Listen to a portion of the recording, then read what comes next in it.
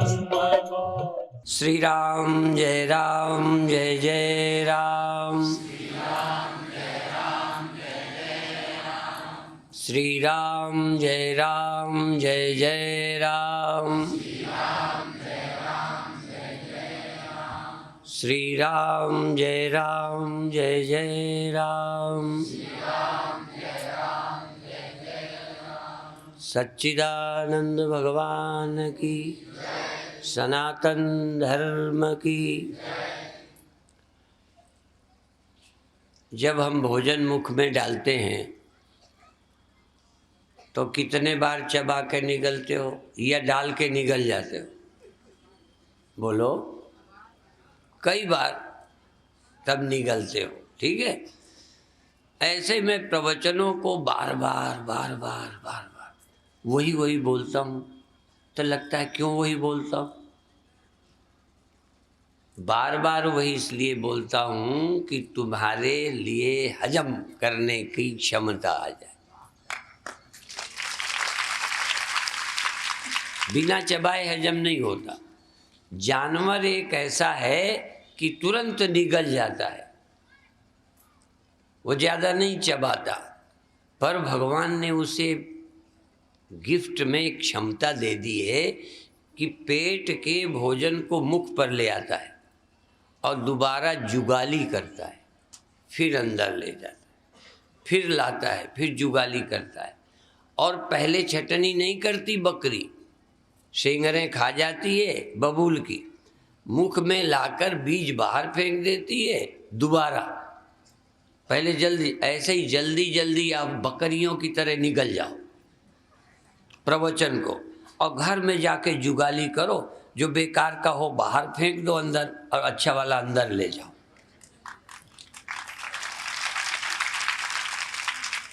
क्योंकि यहाँ सोचने लगोगे तो मेरा आधा प्रवचन छूट जाए। यहाँ सोचना नहीं है, बस सुनते जाओ, निगलते जाओ। यहाँ नहीं कतरनी लेके बैठना, ये गलत है ये सही, गलत सही घर में जाके सोचना। यहाँ तो निगलते जाओ बस। यहाँ सोचने का नहीं है कि ठीक बोल रहे हैं, ये ऐसा बोल रहे हैं, ये राजनीति हो गई, ये धर्म हो गया, ये फलाना, ये खंडन, ये मंडन ना। अब तो पीते जाओ बस। छटनी करना है बाद में। बकरी यदि पहले बीज निकालती रहे सेंगरी की तो खाने में दिन भर लग जाए, फटाफट चबा लेती है। ये भगवान ने दया की है बकरियों पर। पशुओं को, गायों को, भैंसों को हमने छटनी करते तो नहीं देखा कि कुछ निकाल के फेंकती हूँ, पर दोबारा लाकर मुख में पीस कर, पहले पूरा पीस के नहीं खाती, फिर मुख में आके, यही चक्की है उनकी, अच्छी तरह पीसती हैं और फिर लेती। तो ये जो आपके अंदर हजम नहीं होता ना, जुगाली नहीं करते इसलिए। श्रवण के बाद मनन, मनन के बाद निधिध्यासन, फिर न टिके तो हमको कहना। ऐसे ही चबा जाओ तो लूज मोशन होंगे, पेट दर्द करेगा। इसलिए चबा चबा कर खाना, पर इसको बाद में चबाना। यहाँ समय कहाँ है? तो अब कुछ कठिन बातें आज कहेंगे। जब भी कोई भक्ति, भजन, प्रेम की बात कहता है तो सुख मिलता है। कभी भी देखो, चाहे किसी गुरु की बात करो, भगवान की करो, अच्छे भजन गाओ, किसी के गाओ, राम भगवान के, कृष्ण भगवान के, गुरु भगवान के, अच्छी बातें जब करोगे, महिमा गाओगे तो सुख उपजता है। पर वो भेदोपासना है। भेदोपासना, तुम जिसके भजन गाते हो तुमसे अलग है, तुम में विशेषता नहीं, उसमें विशेषता है। उस विशेषता का सुख हमें मिलता है। व्यवहार ऐसे ही है। आप खाते हो, उस खाने का सुख मिलता है। आप देखते हो, देखने का सुख मिलता है, छूने का सुख मिलता है, किसी चीज के रखने का सुख मिलता है। कई चीजें आप अपने घर में रख के सुखी होते हो, कपड़े रख के, रुपया रख के, रखे रहने का बड़ा आनंद आता है। पहनने का तो आता ही है, खरीदने में आता है, आके घर में रखने का आता है, दूसरे को दिखाने में आता है। आप कोई चीज दिखाते हो कि नहीं? मनुष्य कितनी तरह से सुख लेता है, फिर भी सुख की कमी की पूर्ति अभी तक हुई नहीं। ये सुख का आकर्षण कैसे जाए, दुख का भय कैसे जाए?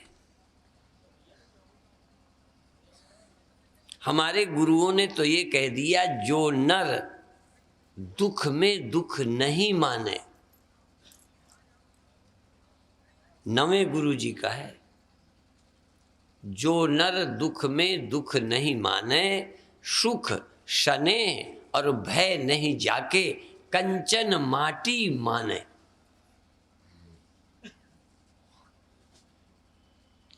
जो दुख को दुख नहीं मानता, सुख और सुख को सुख नहीं समझता। क्या सुख है? फिर याद दिलाऊं, स्वप्नों में सुख मिला, मिलता ही होगा, दुख भी मिलता होगा। अब जरा जाग करके देखना, कितनी देर सुख मिला था रात। किसी की शादी हुई, विदा हुई, लड़का हुआ, लड़का पढ़ने जाने लगा, लड़के को नौकरी लग गई, कितना लंबा समय। शादी होने में टाइम लगा, शादी होके विदाई, लड़के उसके हुए, पढ़ने लायक हो गए, पढ़ने जाने लगे और पास हो गए, नौकरी लग गई, और लड़के की भी शादी हो गई, फिर खुशी में जा रहे हो। कितना लंबा समय लगा करता है। वो लगा, जागे तो घड़ी देखी, आधा घंटे हुए। अब ये बताइए, इतना लंबा समय था या मालूम पड़ा?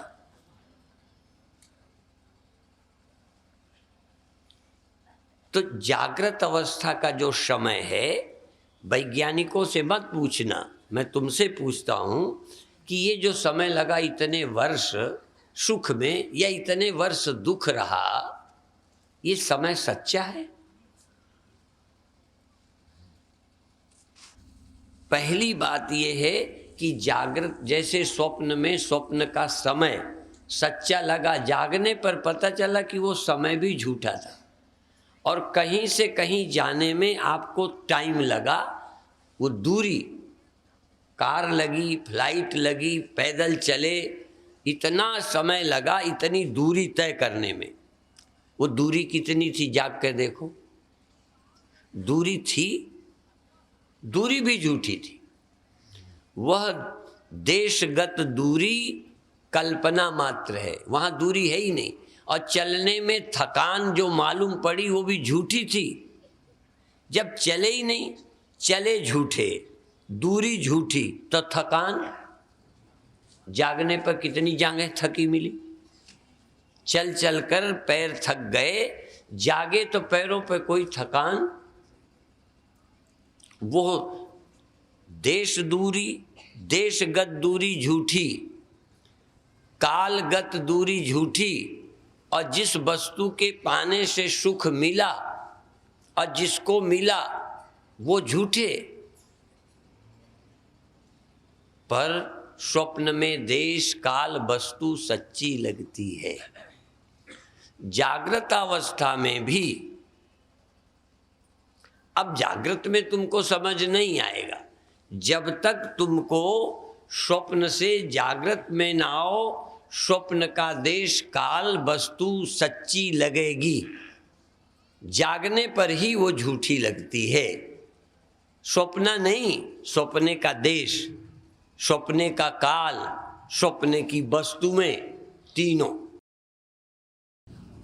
स्वप्न का भेद, भेद का मतलब मैं ये हूं, ये सांप है, मैं ये हूँ, ये बच्चा है, ये मैं हूँ, ये पेड़ है, पेड़ में छाया है, ये सूर्य है, इसका तापमान है, सब सच्चा। कौन ऐसा व्यक्ति है जो ये कहे स्वप्न की थकान मुझे थकान नहीं लगी, स्वप्न का दुख मुझे दुख नहीं लगा? पर जब सब झूठे हैं तो उनसे होने वाला प्रभाव वो भी झूठा। इसी तरह से जागृत है, ज्यों स्वप्ना और पेखना ऐसे जग को जान। पर ये कब झूठा लगेगा? जब भगवान की पहचान होगी, जब कालातीत सत्य मिलेगा, देशगत भ्रांति, कालगत भ्रांति, वस्तुगत भ्रांति निवृत्त होगी, पारमार्थिक सत्य मिलेगा, तब ये झूठे लगेंगे। झूठे लगना एक क्षण ऐसा आना चाहिए जैसे स्वप्न से जागने का क्षण तुम्हें रोज आता है, आ जाता है। ऐसे ही ब्रह्म ज्ञान का अनुभव प्रतिदिन चाहे सेकंड का हो पर होना चाहिए, सेकंड का। क्योंकि बोध काल का सेकंड करोड़ों वर्षों से बड़ा है। जैसे इतने वर्ष का शादी, बच्चे, पढ़ाई लिखाई जागने के आधा घंटे के बराबर नहीं है। ये जो कहते हो देर तक हमारे को निष्ठा नहीं रहती, कहीं ना कहीं अभी भ्रांति है। सत्य को पाते ही भ्रांति क्षणिक है, संसार क्षणिक है। इतने बड़े युग मेरे सेकंड के बराबर नहीं है। आत्मा का सेकंड भी नहीं होता, सृष्टि के युग बीत जाते हैं। पर अभी हमारी बुद्धि ये मानेगी नहीं। ये समय ही कुछ नहीं, ये देश कुछ नहीं कि यहाँ से वहाँ। लोग पूछते हैं कि मोक्ष में कहाँ जाते हैं। आप जागृत अवस्था से तुलना न करें जरा से कि नींद खुलने पर स्वप्न का आदमी जो कलकत्ता था, स्वप्न में कलकत्ता था, नींद खुली तो बहराइच में है, कितना टाइम लगा आने में? क्या लगा? कुछ भी नहीं। ना समय लगा, ना पैसा लगा, ना आना पड़ा, ना थकान आई। वहां के हम यहां पाते हैं बस। अभी आप देह में हैं, व्यक्ति हैं, जीव हैं, इतने वर्ष के हैं, आपने अपने को ब्रह्म पाया तो सृष्टि नहीं। अब ब्रह्म ज्ञानी की समझ में जब सृष्टि नहीं तो जाएगा कहाँ? मोक्ष में। देश झूठा है, जाए तो तब जब देश हो, मरे तो तब जब काल हो। मुक्ति का टाइम खत्म हो जाए, यदि समय में मुक्ति होती, मुक्ति समय के अधीन होती, जैसे नींद और स्वप्न समय में होते हैं, खत्म हो जाते हैं, तो ना तो आत्मा को जाना पड़ता है, ना आत्मा को बदलना पड़ता है। पर आत्मज्ञान के लिए आप श्रम नहीं करते, आत्मज्ञान के लिए नहीं करते। आत्मज्ञान के लिए श्रम करेंगे तो बात बनेगी। भगवान कृष्ण ने कहा बहुवो ज्ञान तपसा पूता। कोई मानता है ज्ञान भी तप है? धूप में बैठना तप, भूखे रहना तप, दौड़ना तप, परिवार पालना तप, बहुत सारे तप हैं। भगवान कहते हैं ज्ञान भी तप है। तुम देश काल से रहित हो, ब्रह्म हो, आत्मा हो, तुम में संसार का, समय का, वस्तु का स्पर्श नहीं है। कहीं कोई चीज़ तुम्हें नहीं छूती, ये समझने में बहुत तप है, समझे ही नहीं आएगा। जैसे कठिन बात को समझना हो, जैसे बच्चों को पढ़ाए तो जो कठिन सब्जेक्ट है नहीं समझ आता तो कहते भाई पढ़ाई में तो मेहनत करनी पड़ेगी। कठिन सब्जेक्ट को समझने में मेहनत है, तो ब्रह्म ज्ञान से ज्यादा कठिन कोई विषय नहीं है, इसलिए सबसे बड़ा तप है। इससे कठिन न साइंस है, न इतिहास, न भूगोल, न योग। ब्रह्म ज्ञान से कठिन कुछ है ही नहीं। क्यों कठिन है? क्यों कठिन है? ये समझ में आता है कि आप नहीं मरोगे, ये समझ में आता है कि दुख मुझ में नहीं है। दुख मुझे है, सहज समझ में आता है। लाभ होता है, हानि होती है, ये समझ में आता है। लाभ हानि मुझे होती ही नहीं, ये समझ में नहीं आता। कोई समझ में आना खेल है क्या? सुनना तो अच्छा लगता है पर समझ में नहीं आता। मुझ में तीनों काल में दुख नहीं है। ये अभी जो गुरुवाणी को कहा कि जो नर दुख में दुख नहीं माने, अब ये दुख में दुख नहीं माने कि दुख में दुख माने।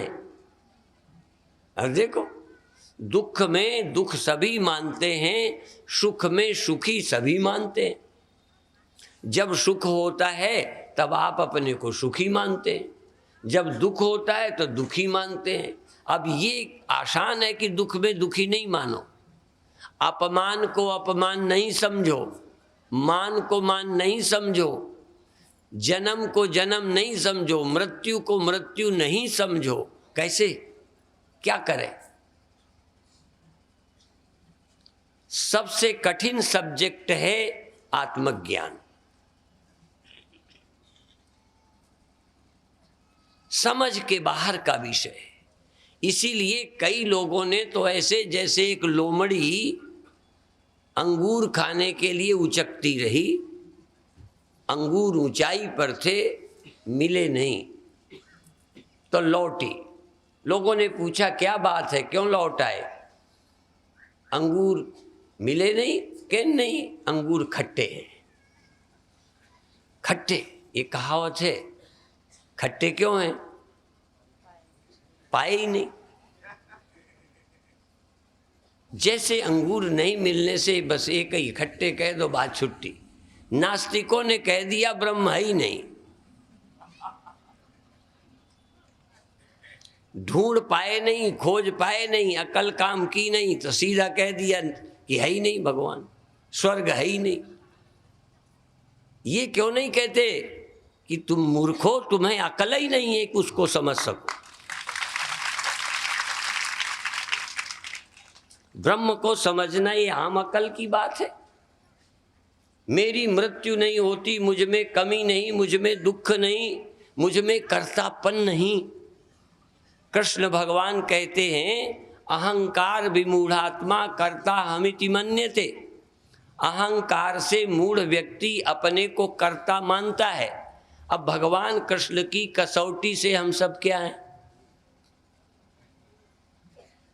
मूर्ख हैं। सब हम कर्ता मानते हैं। हम करते तो बहुत है। कई लोग कहते हैं हम करते तो हैं पर हमको यश नहीं मिलता। मेहनत बहुत करते हैं, लाभ नहीं होता। भगवान कहते हैं तुम करता ही नहीं हो। क्या भगवान की बात देखो, श्रद्धा से मानते हो ये अलग विषय है। तुम करने वाले नहीं हो, गुण करता है, प्रकृति करती है। तुम्हें लगता है ऐसा? और थोड़ा बहुत लोग भरोसा करते हैं तो उनको लगता है तो दुनिया को और बर्बाद कर देंगे ये लोग, क्योंकि कहते कोई करता ही नहीं। अब जब कोई करता नहीं तो आपकी खोपड़ी में तर्क ये उठता है जब करता नहीं है तो चोरी करने वाला भी चोरी नहीं करता। बेईमान भी बेईमानी नहीं करता, वो तो प्रकृति कराती है। और देखो, समझ में आए चाहे ना आए, चोर बदमाश पहले मान लेंगे हाँ यही ठीक है।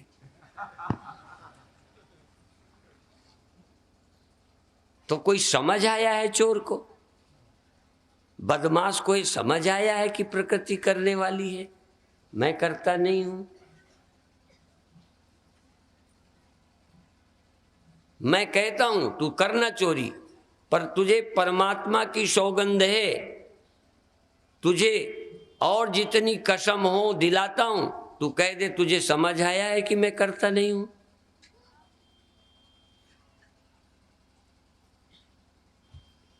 और करता नहीं है तो इन्फीरिटी क्या है, और करता नहीं है तो सुपीरिटी क्या है? तुम दान करके यज्ञ करके क्या समझते हो कि मैं पुण्यात्मा हूं? जो नहीं करते वो क्या हैं? पापी। इसका मतलब तुम करते हो, वो नहीं करता है इसलिए पापी है। यदि करता ही कोई नहीं है तो पापी कौन, पुण्यात्मा कौन? छोटा कौन, बड़ा कौन? और छोटा बड़ा नहीं तो होने में क्या लगे हो? सुबह से शाम तक क्या होना चाहते हो? ये जो होने का पागलपन है, ये कैसे जाए? कुछ होना नहीं, कुछ पाना नहीं, कुछ खोना नहीं, कुछ डर नहीं खो जाने का, कोई लोभ नहीं पाने का। पाया जाता ही कुछ नहीं, खोया जाता ही कुछ नहीं, पाने खोने जैसा कोई बात ही नहीं। ये इतनी ऊंची विद्या है, हाँ मैं जान के कह रहा हूं, इतनी ऊंची विद्या है कि ये समझ ही नहीं आती। पर समझ आ जाए तो इस तीनों लोक में कुछ करना बाकी ही नहीं रह जाता। त्रिश लोकेषु किंचन, इन तीनों लोकों में कुछ भी कर्तव्य बाकी नहीं रहता। और भगवान कृष्ण का ही श्लोक बोलूं, हम भगवान कृष्ण की वाणी के भक्त हैं, हम उपनिषद की वाणी के भक्त हैं, और भक्त ही नहीं हैं, उनकी वाणी की सच्चाई के अब हम प्रमाण हैं। हम कहते ही नहीं, हम सबूत हैं कि सही है। भगवान कहते हैं न तस्य कृतेनार्थो न कृतेनेह कश्चन। ज्ञानी व्यक्ति, आत्मज्ञ पुरुष को अब करने से कोई प्रयोजन नहीं रहा। आपका करने से अभी प्रयोजन है, ये करेंगे तो ये होगा, नहीं करेंगे तो पीछे रह जाएंगे, नुकसान हो जाएगा। राजा बनेंगे तो लाभ होगा, नहीं तो पद से वंचित रह जाएंगे। ज्ञानी को कुछ प्राप्तव्य पाने योग्य नहीं है जिसके लिए काम करे, कुछ भी पाने योग्य नहीं है। पाने को कुछ बचा ही नहीं, पाने लायक कुछ है ही नहीं। खो जाने वाले को पाए तो क्या करे? जो खो जाना है उसे पाने का पागलपन क्यों करे? और जो खो जाता है उसको पकड़े रहने की मूर्खता क्यों करे? ज्ञानी अकर्ता है, ज्ञानी अभोक्ता है, ज्ञानी सभी कर्तव्यों के बोझ से मुक्त है, कुछ बाकी नहीं है। अप्राप्त की देखो, कुछ अप्राप्त नहीं। भगवान कृष्ण स्वयं कहते हैं मुझे क्या अप्राप्त है। अपना एग्जाम्पल देते हैं कृष्ण, मुझे क्या अप्राप्त है जिसके पाने के लिए मैं कर्म करूं। और भगवान कहते हैं क्या ऐसा है जो मेरे करने से सुधर जाएगा, इसलिए पर फिर भी मैं कर्म करता हूं। कर्म बंद नहीं करता। क्यों? बंद करने का भी क्या प्रयोजन? यदि करने का कोई प्रयोजन नहीं है तो बंद करने की क्या जरूरत है? यदि नदी बहती है, बह रही है, नदी क्यों रुके, उसे क्या जरूरत है, बहने से क्या घाटा है उसका, बह रही है, दिन रात हो रहे हैं। अर्थात ज्ञानी का कर्म से कोई प्रयोजन नहीं है, कर्म द्वारा कुछ पाना नहीं है, और कर्म छोड़कर कोई नुकसान से बचना नहीं, कर्म करूंगा तो ये हो जाएगा, ऐसा कुछ नहीं। कर्म ज्ञानी करता नहीं है, ज्ञानी के यहाँ सहज कर्म होते हैं, जैसे श्वास चलती है। श्वास आपकी चलती है कि नहीं, आप चलाते हो, सही बता दो, सोने में आप ही कोशिश करते हो, शरीर में रक्त चलाते हो। हाँ, एक बात पक्की है कि आप डर जाओ तो श्वास थोड़ी गड़बड़ चलती है। यदि आप दुखी हो तो ब्लड प्रेशर चेंज हो जाता है। आप करते तो कुछ नहीं, पर आपकी बेचैनी होने वाले कर्मों में बाधा बन जाती है। तुम्हारी अज्ञानता होने वाले कर्मों में बाधा, और कर्मों की अति, कर्मों की अधिकता भी तुम्हारी अज्ञानता से होती है, और कर्मों के रोकने की भी आवश्यकता तुम्हारी गलती से होती है। ज्ञानी कुछ न रोकता है न कुछ बुलाता है, इसलिए ज्ञानी का श्लोक है, न तस्य कृते नार्थो, करने का कोई प्रयोजन नहीं है, न अकृते ने है कश्चन, न कोई कर्म छोड़ने का प्रयोजन है। छोड़े भी क्यों, क्यों छोड़े, पाप लगता है ना। अर्जुन युद्ध छोड़ रहा है, पहले करने के लिए सहायता लेने गया है, अब छोड़ने की स्कीम बनाता है। भगवान छोड़ने वाले को छोड़ने नहीं देते और करने वाले को करने नहीं देते, बड़े खतरनाक हैं भगवान। नारद शादी नहीं करने की बात, शादी करने गए हैं, वरदान मांगा है, उनकी होने नहीं दी, है ना खतरनाक। तुम काहे मरे जा रहे हो, तो नहीं होने दी। और जिन्होंने काम जला दिया, शादी नहीं करे, उनकी फिर करा दी। भगवान का उद्देश्य है, तुझे किसी बात में रुचि क्यों है, पाने में क्यों रुचि है, हो जाए न हो जाए, जन्म हो जाए न हो जाए, पद मिल जाए न मिल जाए। एक कहेगा हम पद में बैठेंगे ही नहीं, एक कहेगा हम पद में जरूर बैठेंगे। भगवान कहते तुझे अपनी ओर से रुचि क्या है, बैठाने वाले जाने, बैठाए ना बैठाए, तुझे क्यों अटकी है, तेरी ओर से तुझे क्यों रुचि है कि मुझे ये मिले ये न मिले। तो जब ज्ञानी के अंदर से किसी तरह का कोई अभाव का ख्याल नहीं रहता, और कोई अभाव ऐसा नहीं लगता जिसकी पूर्ति वो करे, किसी अभाव की पूर्ति ज्ञानी करता नहीं, किसी अभाव का ज्ञानी का को भय नहीं कि अभाव हो जाएगा। देह के अभाव का भी ज्ञानी को कोई खतरा नहीं, मन के अभाव का ज्ञानी को कोई खतरा नहीं, सुख का अभाव हो जाए कोई डर नहीं। न द्वेष्टि संप्रवृत्तानि न निवृत्तानि कांक्षति। ज्ञानी किसी की प्रवृत्ति निवृत्ति में रुचि नहीं लेता, उदासीन वत आसीनः, वो उदासीन ऐसी जगह है जहाँ कोई फर्क नहीं पड़ता। ये फर्क रहित जीवन, लाभ हानि जय पराजय। अब आप कहोगे हाँ, अब मैं अपना उदाहरण दूं। देखो, कभी मैंने कहा हम गीता में प्रमाण हैं, हम भगवान के हाँ एजेंट हैं, हम भगवान का माल बेचते हैं।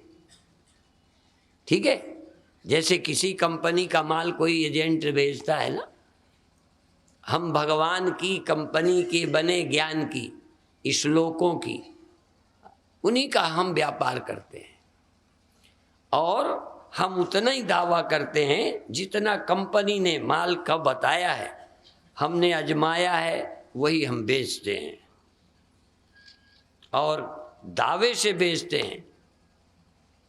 वो लोग तो गड़बड़ निकल जाए तो एजेंट कहेगा भाई मालिक जाने, ठीक है।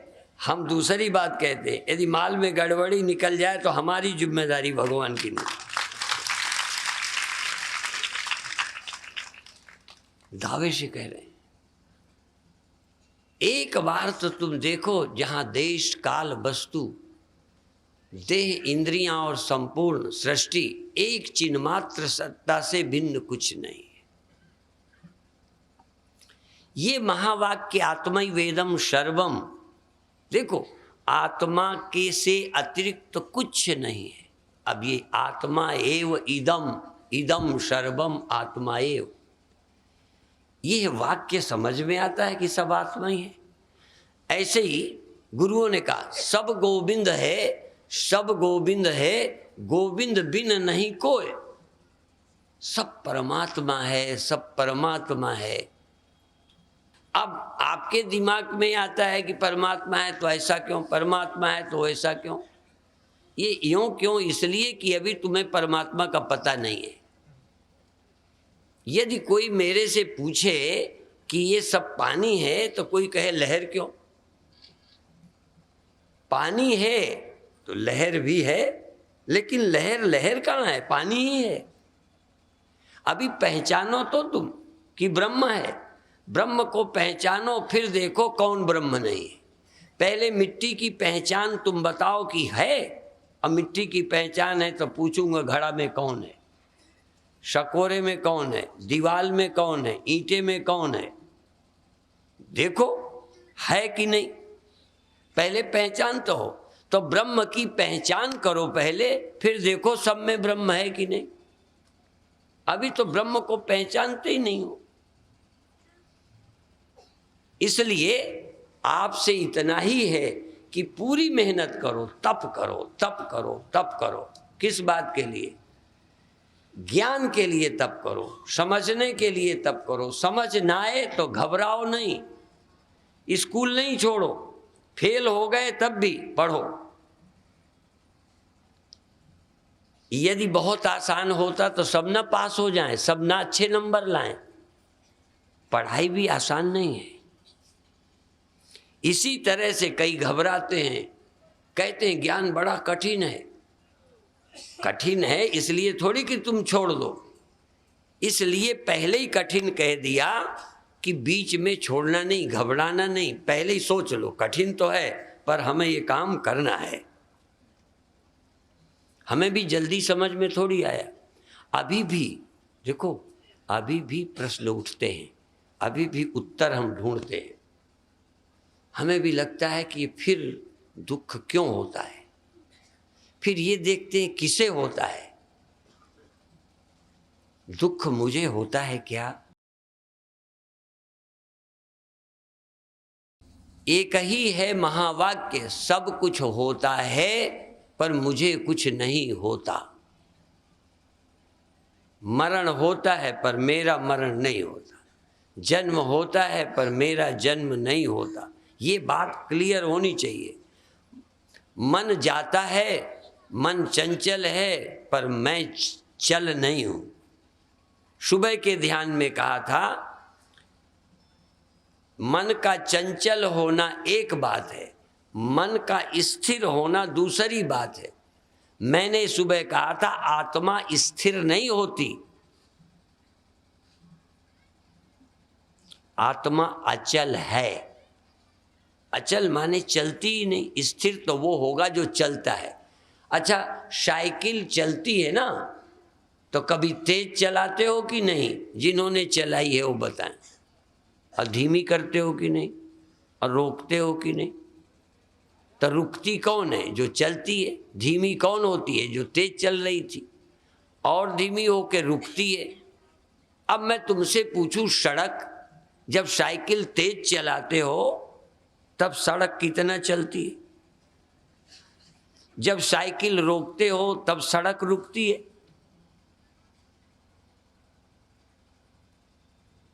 तो सड़क अचल है, साइकिल चलती भी है, रुकती भी है, धीमी भी चलती है।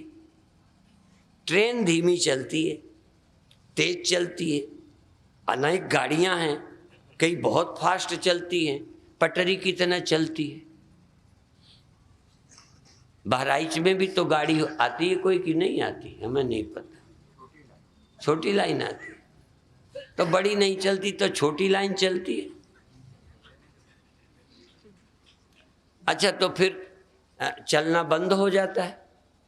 जब चलती नहीं तो बंद होना। आत्मा चलती ही नहीं, रुकने का प्रश्न ही क्या है? क्या आपकी समझ में आता है? फिर आप किसको रोकने बैठते हो ध्यान में? आत्मा की समझ है, रोकने की जरूरत है आत्मा को। और आत्मा नीचे रहती है, फिर दसम द्वार में चढ़ाना है।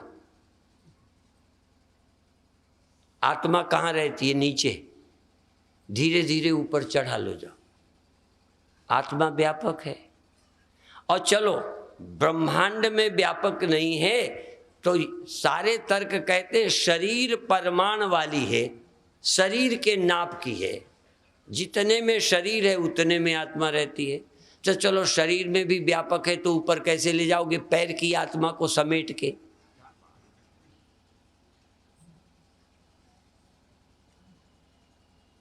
ये आत्मा को चढ़ाने उतारने की बेवकूफी है।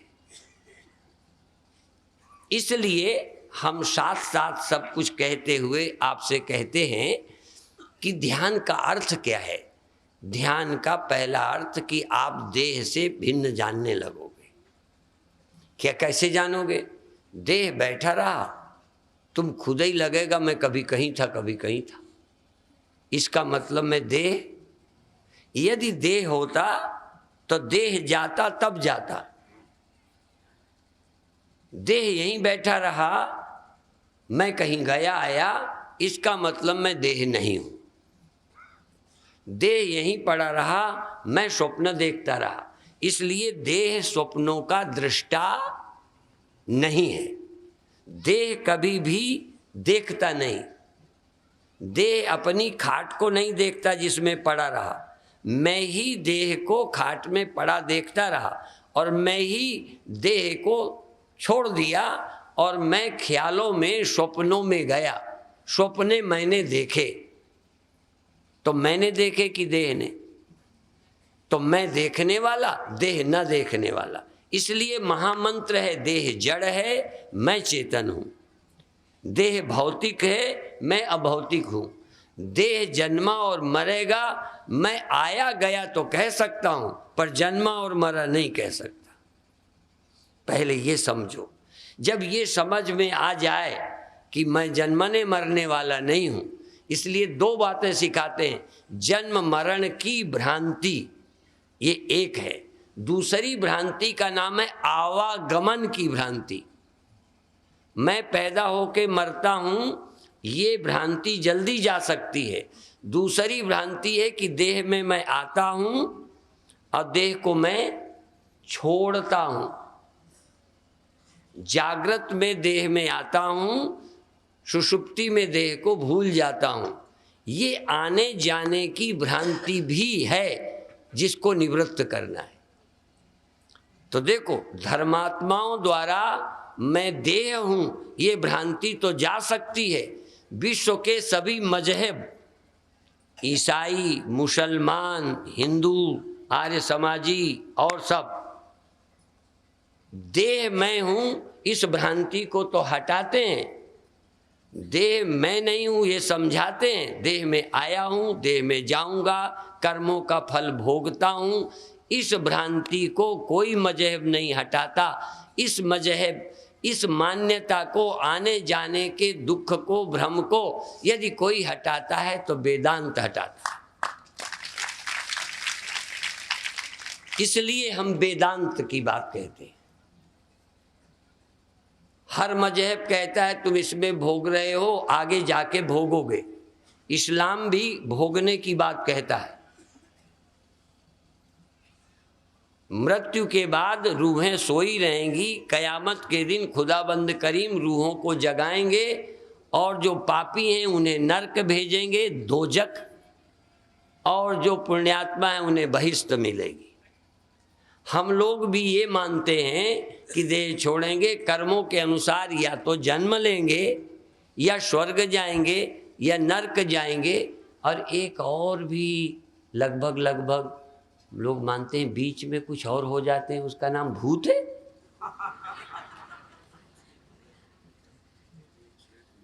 जब ये देह नहीं प्राप्त करते तो जाने क्या हो के भटकते रहते हैं।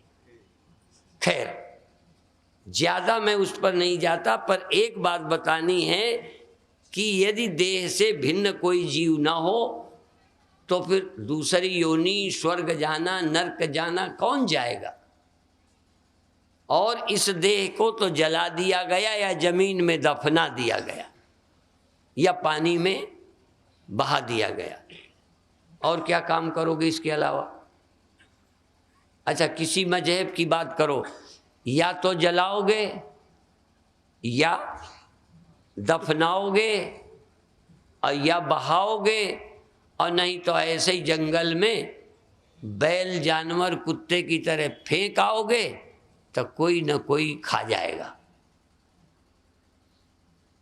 शरीर को क्या करेंगे और क्या अचार डालेंगे? सही बताओ।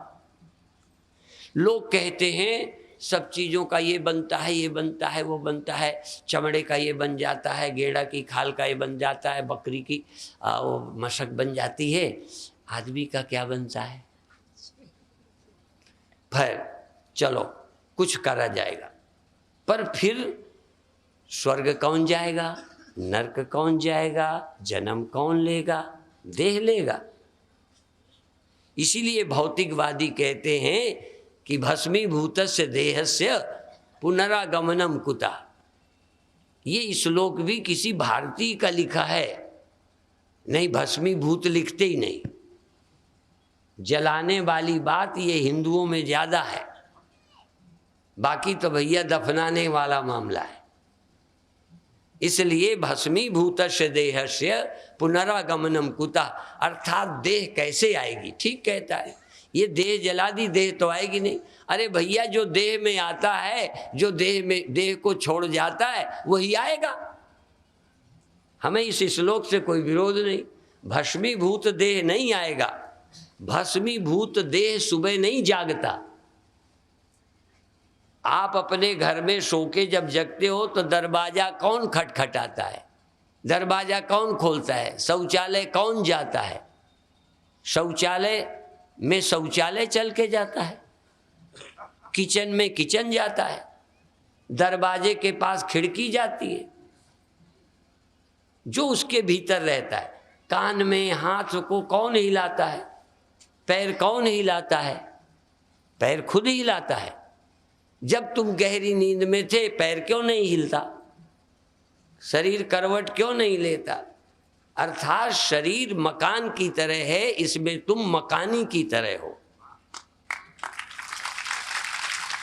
पहली बात, जब ये तुम्हारी समझ में उतार देंगे, पहले एक तो उतर जाए, पहले ये उतारेंगे कि तुम देह नहीं हो, जीव हो, और इसके बाद हमारा अभियान चलेगा कि तुम जीव नहीं हो, ब्रह्म हो। तुम आते भी नहीं, तुम जाते नहीं, तुम्हें एकाग्र होने की जरूरत नहीं, तुम इतने व्यापक हो कि हिल ही नहीं सकते। हवा तेज चलेगी, पेड़ हिल जाएंगे, बड़े बड़े तूफान आते हैं, समझे? आकाश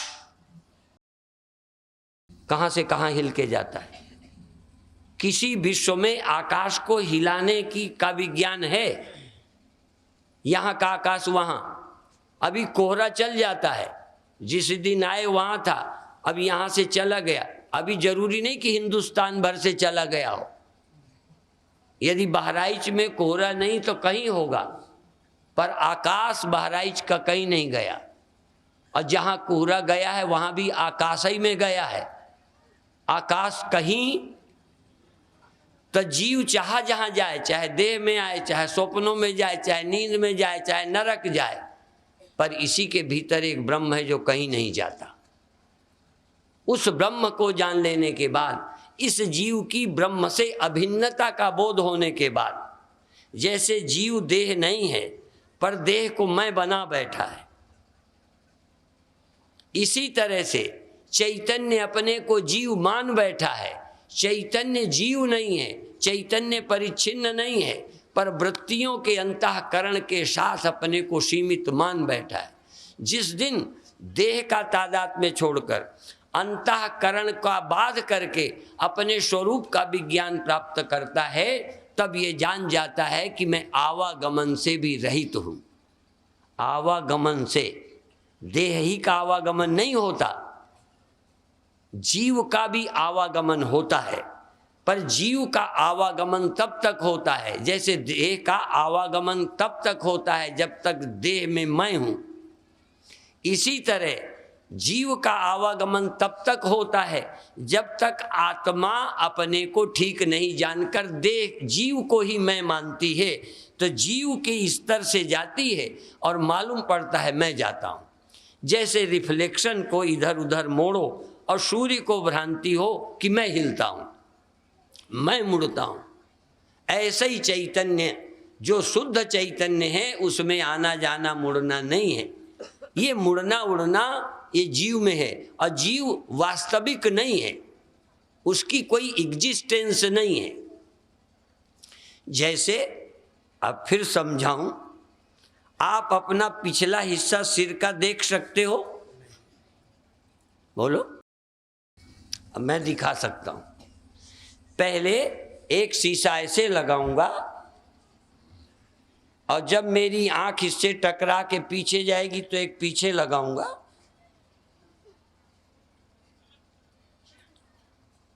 मेरी आंख इससे इस शीशे में जाएगी, और इस शीशे में जो मेरी खोपड़ी का चित्र पीछे वाले शीशे में है, यहाँ का मैं उस शीशे में देख सकता हूँ। और मेरी आंखें गई कहीं नहीं, यहीं की यहीं बनी है। यहाँ से वहाँ गई, वहाँ से वहाँ गई, वहाँ से यहाँ आ गई, और गई कहीं नहीं। ये जाना नहीं है, सिर्फ रिफ्लेक्शन। आंखों का रिफ्लेक्शन इधर से, प्रत्यावर्तन इधर को, इसकी प्रत्यावर्तन शीशे में, मेरी नेत्र दृष्टि इससे टकराई, इससे टकरा के पीछे शीशे में टकराई, पीछे शीशे से टकरा कर एंगल इधर का बना, तो ये खोपड़ी दिखने लगी।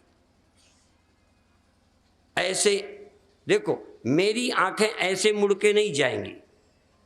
यदि शीशा का एंगल ना लाऊं तो मेरी नजर मुड़ के सिर को देख सकती है। 1 रुपया दूंगा, अच्छा 1000 दूंगा। आप अपनी नजर को ऐसे घुमा के, जैसे पहले बाण सुना है कि बाण, भगवान राम ने 7 ताड़ के पेड़ों को, 7 तार के पेड़ों को बाण से छेद दिया था जो गोलाई में थे। एक लाइन में हो तो जम जाता है, मेरे जैसे मूर्ख भी भेद सकते हैं। समझ में आया?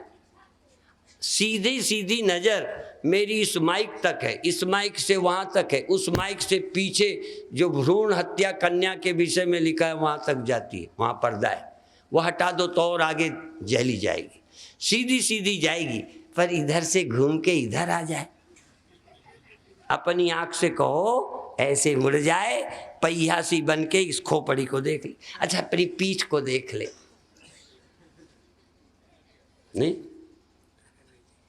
पर ये विज्ञान, इस साइंस से कि शीशे के नियम को समझिए, प्रत्यावर्तन के सिद्धांत को समझिए, तो आप अपनी नजर को इधर और पीछे की चीज भी यूं भी देख सकता हूं, पीछे की चीज इसमें और मैं ऐसे देख सकता हूं, ऐसे दिख सकता है। अर्थात मुझे जो सारी दुनिया दिखाई देती है बिना चले, बिना हिले, बिना बिगड़े, मुझे दुनिया दिखाई भी देने लगती है, दिखाई देनी बंद भी हो जाती है। फिर वही बताऊं, मैंने ऐसे शीशा लगाया, अभी मुझे मुख दिखता है, पिछला हिस्सा नहीं। शीशा लगाया, अब पिछला हिस्सा भी मुझे दिखने लगा। अब शीशा हटाया, पिछला हिस्सा दिखना बंद, आंख कम हो गई। जरा भी कुछ नहीं हुआ, सिर्फ शीशों में फर्क किया, आंख में नहीं। इसी तरह सिर्फ मन में, वृत्ति में, इंद्रियों में फर्क पड़ता है, आत्मा में तीनों काल में कभी कोई फर्क नहीं पड़ता। और फिर भी दिखना शुरू होता है, दिखना बंद होता है। अब दिखना शुरू होने से तुम्हें लगता है आत्मा जाग गई, दिखना बंद होने से लगता है आत्मा सो गई। ये अंतःकरण की उपाधि का धर्म है जो आत्मा में स्वीकृत होता है। देह के अंतःकरण के धर्मों से आत्मा में जन्म मरण आवागमन की भ्रांति का